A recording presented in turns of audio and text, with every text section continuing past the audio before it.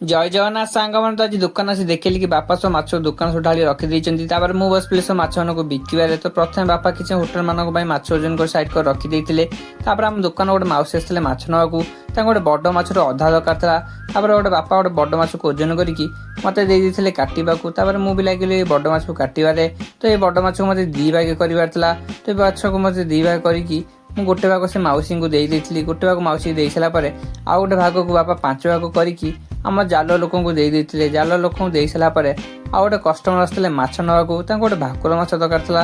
ତାଙ୍କ ଭାକୁର ମାଛକୁ ଓଜନ କରିକି ମୁଁ ଲାଗିଲି ତାଙ୍କ ମାଛ କାଟିବାରେ।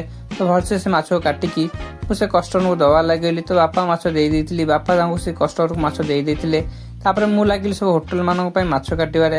ତ ମୁଁ ଭଲସେ ସବୁ କାଠି ଛଡ଼େଇବା ଲାଗିଗଲି। ତ ପନିର କାଟି ସାରିଲା ପରେ ପୁଣି କଞ୍ଚି ଛଡ଼ାରେ ମୁଁ କତି ଛଡ଼େଇ ଦେଇଥିଲି।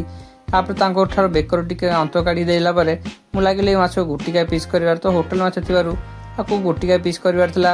ତ ସେ ମାଛକୁ ଗୋଟିକା ପିସ୍ କରିସାରିଲା ପରେ ମୁଁ ସବୁ ଅଖାରେ ପୁରେଇବା ଲାଗିଲି। ବାପା ମୁଁ ସବୁ ମାଛକୁ ଅଖାରେ ପୁରେଇ ମୁଁ ବାପାଙ୍କୁ ଦେଇଥିଲି। ତାପରେ ଆମ ଦୋକାନ ସବୁ ମାଛ ବି ସରିଯାଇଥିଲା। ତ ସବୁ ଦୋକାନ ସଫାସଫି କରିକି ମୁଁ ଘରକୁ ପଳେଇ ଆଇଲି। ଭିଡ଼ିଓ ଭଲ ଲାଗିଥିଲେ ଲାଇକ୍ ସବସ୍କ୍ରାଇବ୍ କରିବେ। ରହୁଛି ଜୟ ଜଗନ୍ନାଥ।